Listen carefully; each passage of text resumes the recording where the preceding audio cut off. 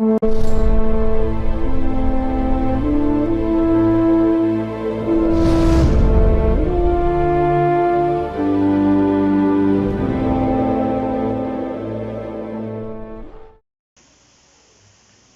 les bendiga, jóvenes.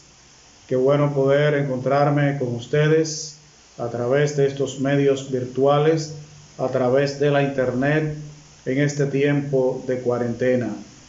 Ustedes son parte de esas preocupaciones que yo presento delante de Dios en oración. Para mí son muy importantes, aunque no siempre comparto con ustedes. Gracias al hermano Gabriel Mateo por haberme invitado a compartir la palabra de Dios con ustedes. Y quiero hacerlo iniciando con algunas preguntas, que es bueno que usted vaya considerando ahí en su hogar. ¿Cree usted que es posible romper un mandamiento de Dios sin que haya consecuencias? Lo que Dios dice en la Biblia, ¿es importante o existe la opción de desechar sus palabras y que nada pase? ¿Dios manda algo para nuestro mal o para hacernos bien? Tres simples preguntas. Es importante que usted conteste esas preguntas y otras que puedan surgir a medida que vaya contestando esas. Porque en la vida diaria nosotros tenemos que tomar decisiones y muchas veces nos hacemos esas preguntas o algunas parecidas. El accionar de muchos cristianos o muchos que dicen que son cristianos parecería que en su vida diaria los mandamientos de Dios son opcionales y que violarlos no acarrea ninguna consecuencia. Muchos consideran que Dios nos manda cosas porque quiere que seamos miserables y Él no quiere nuestro bien.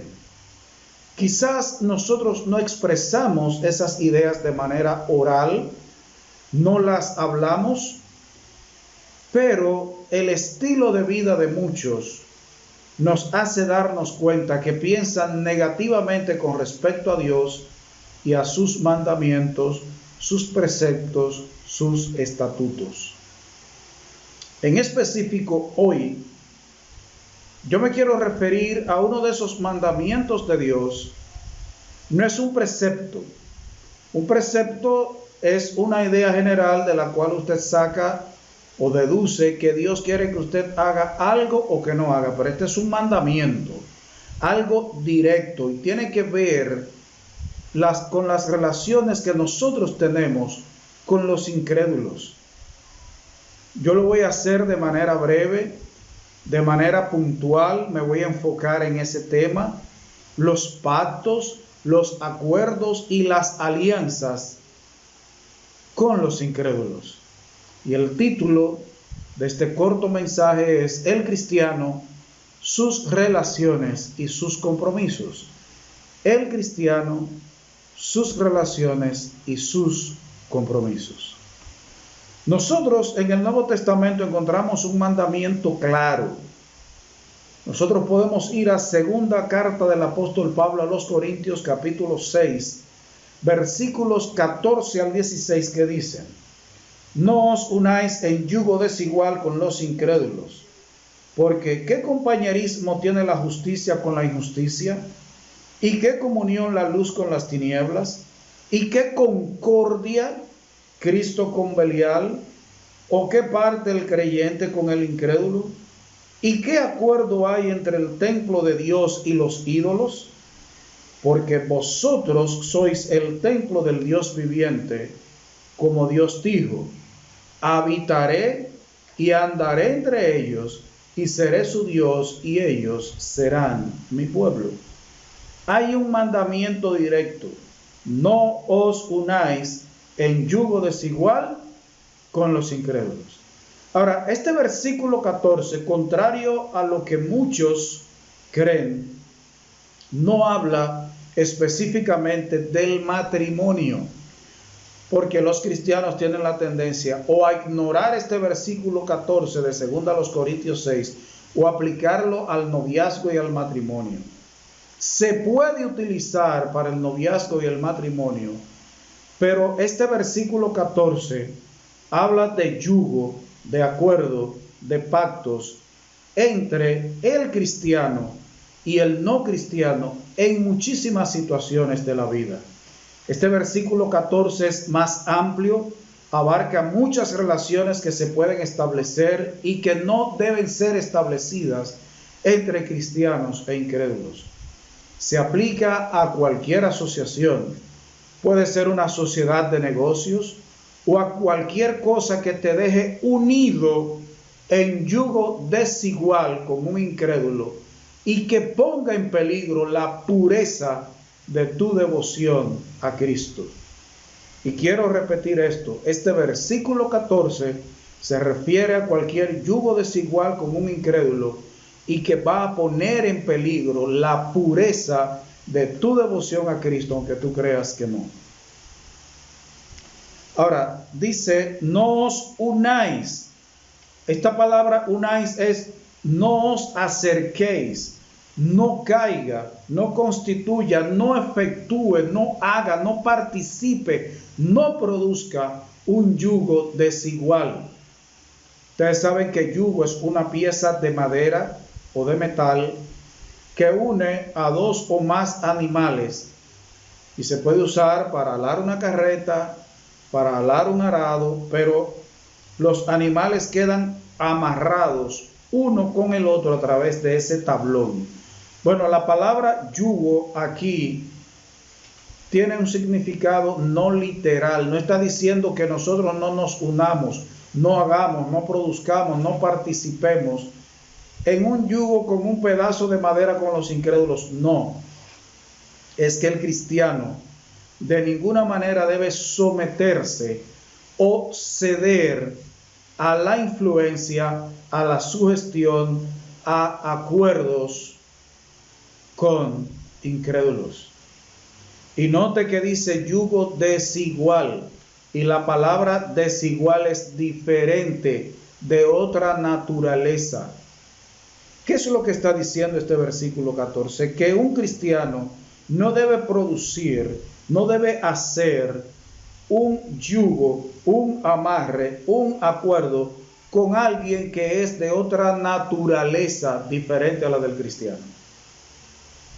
El cristiano se supone que es espiritual y el incrédulo es carnal, mundano. Son dos naturalezas diferentes y Dios dice que no deben unirse, no debe hacerse yugo, asociación. Y la palabra incrédulo aquí es que no cree, que no tiene la misma fe que nosotros. Lo que quiere decir, el cristiano no debe hacer acuerdos, no debe amarrarse con alguien que no es cristiano. Y observe el versículo 15, dice, ¿qué concordia Cristo con Belial? La naturaleza del cristiano, ¿a quién pertenece? ¿Quién la ha creado? ¿Quién la controla? Cristo. El incrédulo, ¿quién lo dirige? Satanás, Belial. Entonces, ¿pueden haber un acuerdo entre Cristo y Belial? No. ¿O qué parte el creyente con el incrédulo? El que cree en Dios con el que no cree. El que tiene la fe de Cristo con el que no tiene la fe de Cristo. ¿Y qué acuerdo hay entre el templo de Dios y los ídolos? Usted y yo, dice la Escritura, dice aquí mismo en el versículo 16, que nosotros, la iglesia, aquí está hablando de la iglesia, es templo del Espíritu Santo. Pero en este mismo libro dice que cada creyente es templo del Espíritu Santo. Entonces, nosotros somos templo, habitación, casa de Dios. Y el incrédulo es casa, es templo de ídolos. Si no es una imagen de yeso, de madera, de papel o lo que sea, es un ídolo que él tiene en su corazón. No puede haber acuerdos entre el incrédulo y el creyente. Eso está mandado expresamente en 2 Corintios 6:14. No, dice Dios. Ahora, ¿es esto algo nuevo? ¿Es esto algo solo del Nuevo Testamento que Dios no había mandado antes? No. En la ley ya Dios había dejado esbozado, nos había dado una endija por donde podíamos tener un atisbo, una mirada en algo material relativo a la agricultura y a la crianza de animales, con algo que él iba a traer más adelante. Miren, por ejemplo, en Deuteronomio 22:10, Dios dice que no se debe arar con buey y con asno. O sea, tú no puedes hacer un yugo entre animales de diferente naturaleza, diferente especie. Él lo prohibió. Incluso en Levítico 19:19, Dios prohíbe que animales de diferentes especies tuvieran relaciones sexuales. E inclusive, Dios prohibió ahí mismo, en Levítico 19:19, que un campo se pudiera sembrar con 2 semillas diferentes. Y en Deuteronomio 22:9, Dios prohíbe que aún una viña, un campo de árboles de uva, se sembrara con 2 semillas diferentes de uvas de diferente clase. Fíjese, usted ve que a Dios no le gusta la mezcla entre especies. Es más, aún en el vestir, prendas de vestir, Dios dijo que no debían hacerse con 2 hilos diferentes. Usted nota, a Dios no le gustan las mezclas. Desde el Antiguo Testamento, desde la ley, ahí estaba hablando de animales, pero eso tenía una enseñanza espiritual que él la aclaró en el Nuevo Testamento. No solo es que no me gusta la mezcla de animales, no solo que no me gusta que mezclen semillas en un campo, sino que yo no quiero que mi simiente, que mis hijos hagan acuerdo, pactos con los hijos del diablo, que se mezclen personas de diferentes especies. Nosotros, y les dije que iba a ser puntual por el medio que estamos utilizando, nosotros en el Antiguo Testamento encontramos un ejemplo en Segunda de Crónicas capítulo 18. ¿Qué ejemplo nosotros encontramos? Bueno, el rey Josafat. Él fue sucesor de su padre Asa, del cual yo estuve predicando en un culto un domingo. Rey en Judá. Usted sabe que la nación escogida por Dios se dividió entre el reino del norte, Israel, con 10 tribus, y el reino del sur, Judá, compuesto por las tribus de Judá y de Benjamín. Bueno, Josafat vino detrás de su padre Asa, fue el 6º rey en la casa de David y el 4º rey en Judá. Asa llegó al reino cuando tenía 35 años, muy joven, y reinó durante 25 años.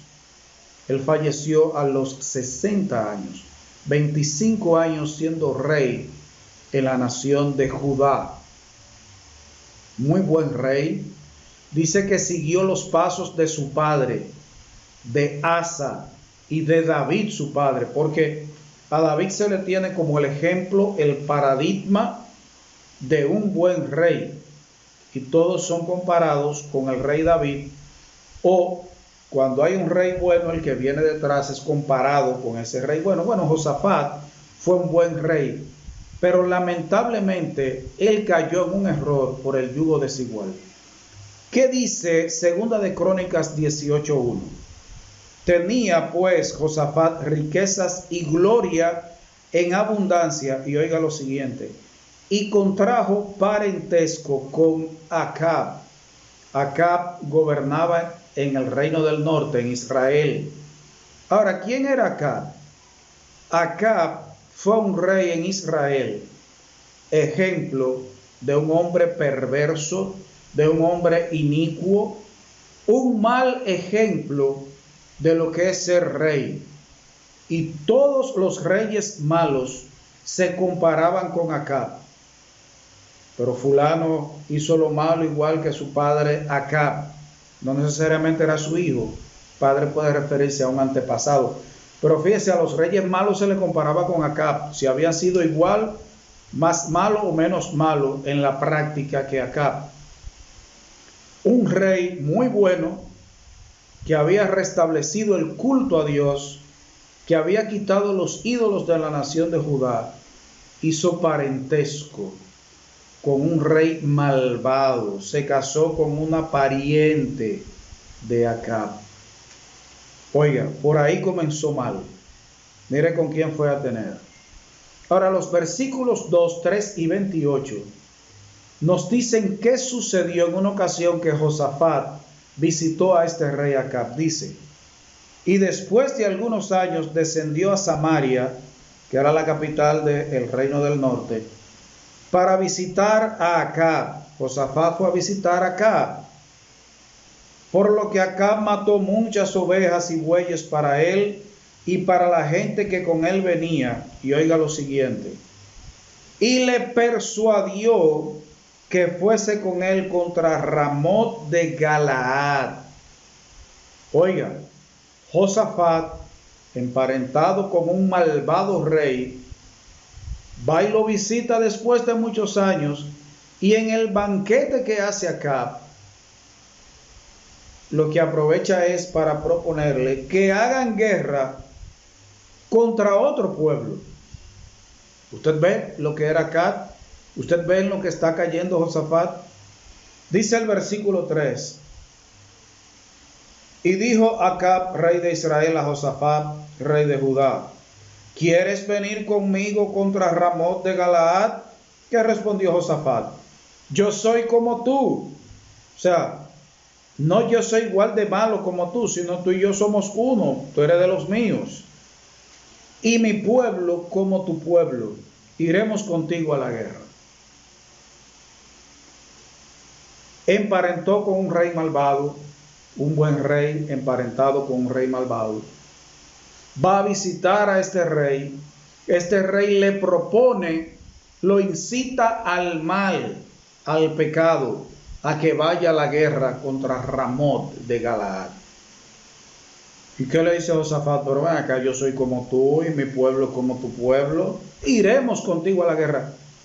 Josafat ha caído en la trampa de este rey malvado. ¿Por qué? Por establecer un yugo desigual con un incrédulo, parentesco en este caso. Estaba comprometiendo a su nación, ni siquiera había consultado a los ancianos, a nadie. ¿Qué dice el versículo 28 de este mismo capítulo 18 de Segunda de Crónicas? Subieron pues el rey de Israel y Josafat, rey de Judá, a Ramot de Galaad. Josafat fue incitado al mal. Yo le hago una pregunta. Usted entra en una relación de negocios, de familiaridad, cualquier relación, usted se entrampa, usted hace un acuerdo que lo enyuga, que lo amarra, aunque sea por un corto tiempo, con un incrédulo. Una pregunta. De manera normal, ¿quién usted piensa que va a influir a quién? El cristiano va a influir al incrédulo. Él puede ir con el joven, con el hermano a un culto, a una conferencia. Eso no significa que hay cambio en su interior ni en su manera de actuar. Lo triste y lo lamentable es que con el tiempo, el cristiano va a tener juegos como el incrédulo, va a tener refranes como el incrédulo, va a hacer chistes como el incrédulo, va a ir a lugares con el incrédulo a los que no debe ir, va a ser entrampado, va a ser incitado al mal, así como pasó con Josafat. Versículos 4 al 7 de Segunda de Crónicas 18. Algo interesante para que ustedes vean el corazón de Josafat. Además dijo Josafat al rey de Israel: te ruego que consultes hoy la palabra de Jehová. Pero Josafat, el que ha restaurado el culto a Dios en Jerusalén eres tú. Israel tiene otro culto en Samaria tiene otra capital, tiene sus propios dioses, tiene sus propios profetas, se llevó sacerdotes para sus ídolos. ¿Cómo tú le dices a Acab que consulte la palabra de Dios? La idea es muy buena, pero ¿para quién es la palabra de Dios? Para el creyente. El incrédulo no consulta la palabra de Dios, a menos que haya un tiempo como este del COVID, o de Chichigua 20, o de Clerén 20, pero después el incrédulo no busca la palabra de Dios, a menos que sea para calmar su conciencia con algún problema. Dios quiere que Dios le bendiga, pero sin Dios. Interesante, él le dice, consulta.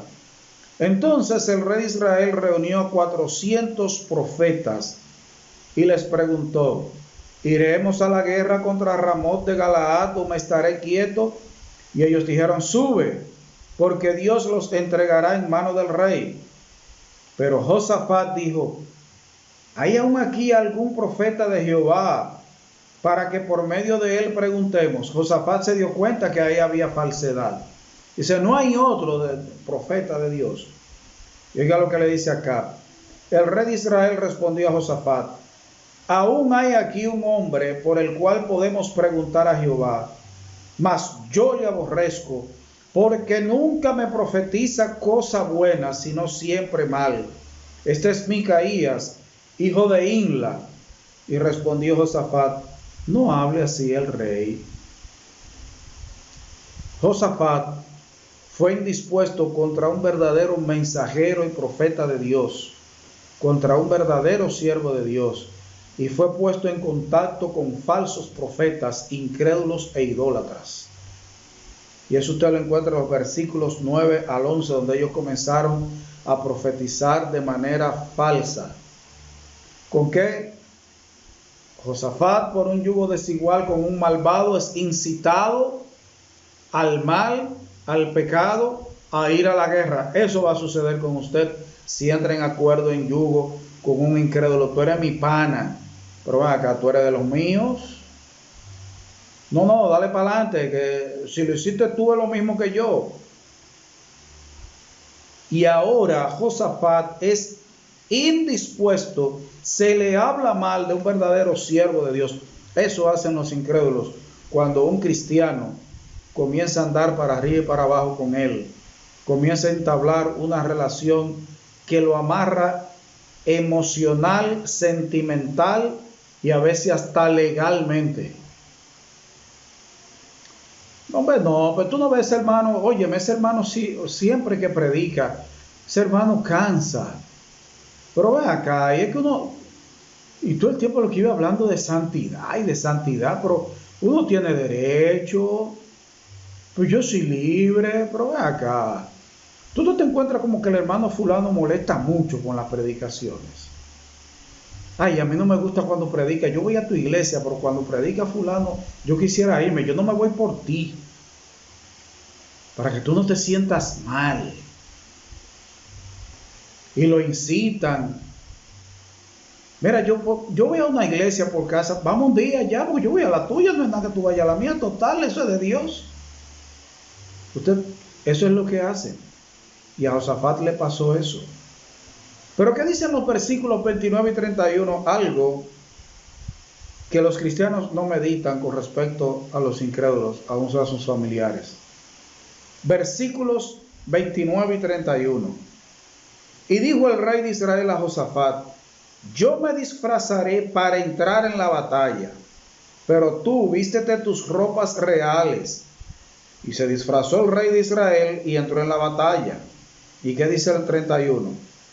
Cuando los capitanes de los carros vieron a Josafat, dijeron, este es el rey de Israel, y los rodearon para pelear. Mas Josafat clamó, y Jehová lo ayudó, y los apartó Dios de él. Hermano, la malicia de Acab, ¿quién era que quería ir a la guerra? Acab conquistó a Josafat, hizo que Josafat no prestara atención al consejo del siervo de Dios, sino que Josafat se fue a la guerra con él. Pero ¿qué le dijo acá? Mira, yo me voy a disfrazar como un soldado común, quédate tú con tu ropa de rey.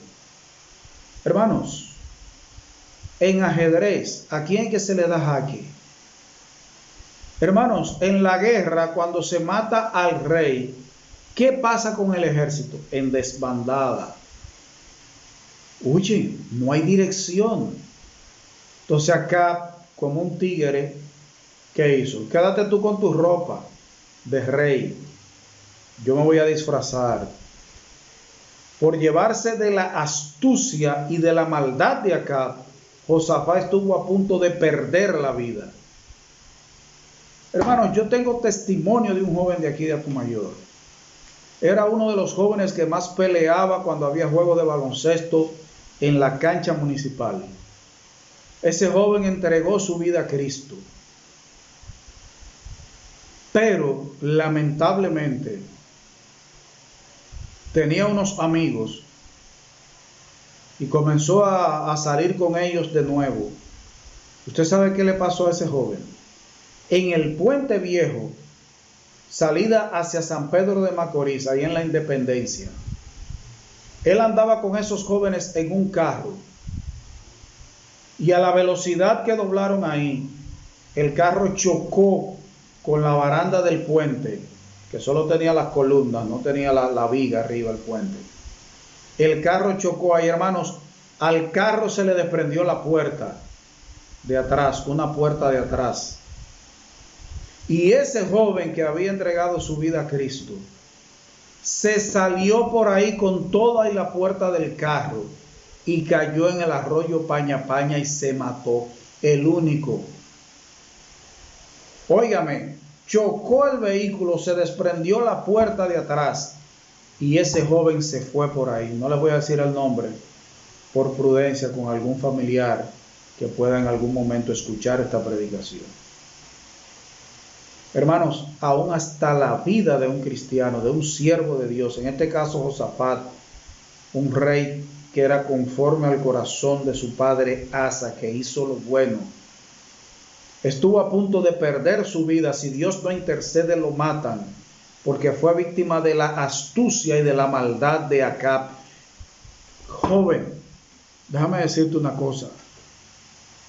El incrédulo, aunque sea tu familia, cuando tiene que escoger entre otros incrédulos y un creyente, muy pocas veces escoge al creyente. Y es capaz de confabularse con otros impíos en contra del creyente. Josafat estuvo a punto de perder la vida. Pero hermanos, en el capítulo 19, versículos 1 y 2, hay algo interesante. Dios sí le libró la vida a Josafat. Josafat volvió a Judá, continuó haciendo lo bueno, lo que se puede esperar, ¿verdad?, de un ser humano. Pero oiga lo que dice el capítulo 19 de Segunda de Crónicas, versículos 1 y 2. Josafat, rey de Judá, volvió en paz a su casa en Jerusalén, gracias a Dios. Y le salió al encuentro el vidente Jehú, hijo de Anani, y dijo al rey Josafat: al impío das ayuda y amas a los que aborrecen a Jehová. Estoy el reclamo que le hace este siervo de Dios, este profeta, a Josafat. Das ayuda al impío, o sea, tú te confabulas con el impío. Hermanos, nosotros con respecto al impío podemos orar por él, predicarle el evangelio. Si necesita comida, se la damos. Usted no sabe, joven, si con una decisión que viola un mandamiento, un principio, un estatuto de parte de Dios, usted pone el futuro de su familia en peligro, en las garras de Satanás y del pecado, por no ser obedientes al mandamiento de Dios. Quizás tú no tienes familia, tú no tienes hijos hoy, pero la decisión que tú tomes hoy, tus relaciones hoy, pueden poner en peligro a tus hijos que todavía no han nacido. Influenciar tu familia. Jóvenes, en 40 años de ser cristiano, los cumplo el 20 de este mes, he visto muchos casos de personas cristianas violar el mandato expreso de Dios de no unirse en yugo desigual con los incrédulos.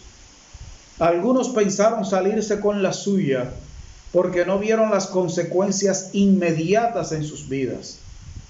Pero espiritualmente hablando, sus vidas han sido infructuosas e inútiles, estériles para el Señor. Yo podría relatar muchos casos, pero esa no es la idea de esta predicación, sino que conozcas la voluntad de Dios y la apliques a tus decisiones y relaciones en la vida diaria. No os unáis en yugo desigual con los incrédulos. Y te quiero dejar con estas preguntas, hice algunas al principio, y te voy a hacer algunas preguntas ahora al final del mensaje. ¿Te atreverías a retar a Dios y demostrar que contigo no sucederá lo que sucedió con otros? ¿Tiene Dios la razón o Él está equivocado al prohibir la mezcla con los incrédulos?